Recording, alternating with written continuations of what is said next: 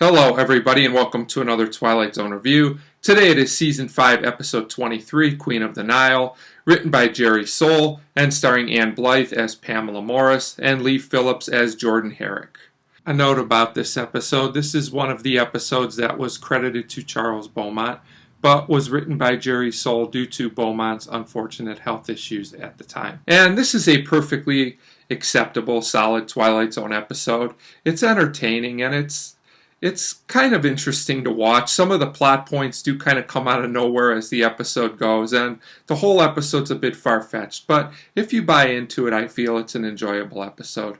So we start with one of our lead characters, Jordan, and he's going to a house to interview a lady named Pamela Morris. She's apparently a very famous actress, and he looks around the house a little bit, and there's a lot of old artifacts there, and there's also a picture of Pamela, and it says 1940 on it, so we know the present time is the mid-60s, so it's 20-some years ago. Then we meet our other main character, Pamela, and she's swimming, and she comes out of the pool. And I have to say, this lady must look really good for her age. She looks pretty much the same as she did in the picture in 1940, and there's also an elderly woman we're introduced to here.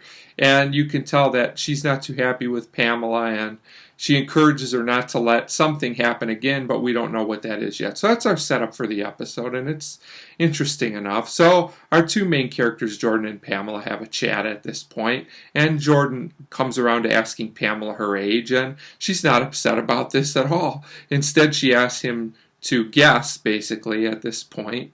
And also the old woman, the mother, comes in, and they keep talking, and this elderly woman just seems to be concerned at this point.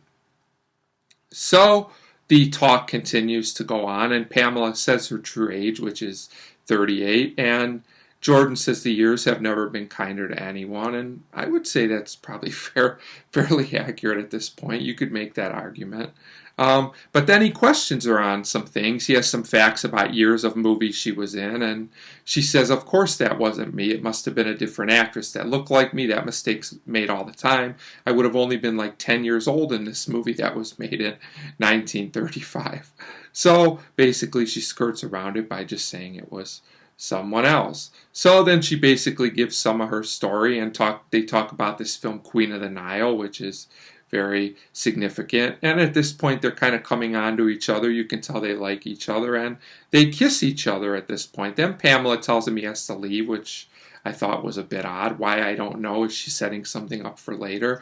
And they do make a dinner date for later that night. But on Jordan's way out of there, he gets to talk to the elderly woman, and she's saying, be careful of Pamela. You should leave from here. She's older than you think. And they keep talking, and basically the big reveal of the episode comes up, not at the end, but in the middle. And the woman says, I'm not her mother. I am her daughter. So that means Pamela would have to be really, really old.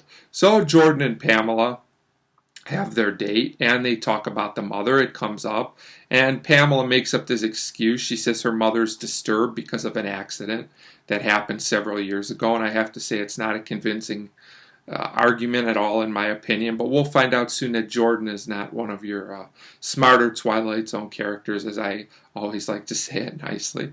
So they continue to talk, and then they kiss. And at this point, it seems like Jordan's really into her, but he does call a man back from, I'm guessing, the office where he works back home, and he wants info on this Queen of the Nile, and the guy says, which one? There were two versions of the movie made. One starred this other famous actress who had some kind of accident and was never found at the end of the first film, and she basically looks exactly like Pamela. They look exactly alike, so I think we can figure out what's going on.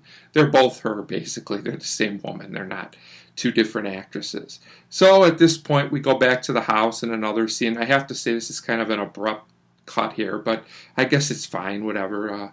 They only have 25 minutes, so Jordan is talking to the daughter again, the woman we thought was the mother, who's the daughter, the elderly woman, and she tells him to leave. She says that who knows how old Pamela really is. She's ageless. She knows she's at least like 70 because that's how many years she's been around.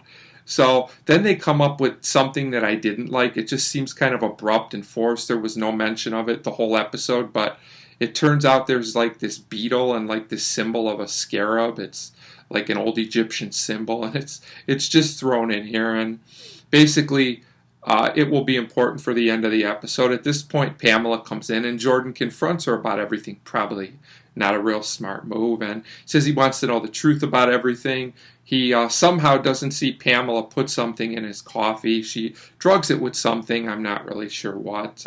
He's not very observant either. And at this point, he's starting to feel out of it. He's getting kind of woozy, and Pamela shows him the scarab, and she says she was literally like the real Queen of the Nile. So who knows how old she really is. At this point, Jordan's out cold, and Pamela puts the beetle on him. And I have to say, this is a pretty cool scene. I'm not sure how the beetle does this, but basically, Jordan just ages rapidly until he becomes a skeleton. So I guess this is how the queen keeps her youth. It's never really explained for sure, but I'm assuming she takes the guys that she's involved with their years away from them.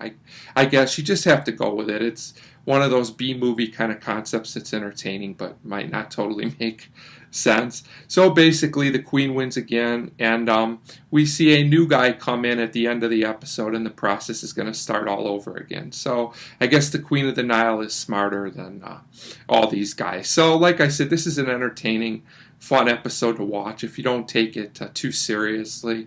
The episode does have some things that come out of nowhere, but it worked for me. So overall, I give Queen of the Nile a 3 out of 5. An episode you could watch, it's fine. So a 3 out of 5 for Queen of the Nile. And as always, thank you very much for watching.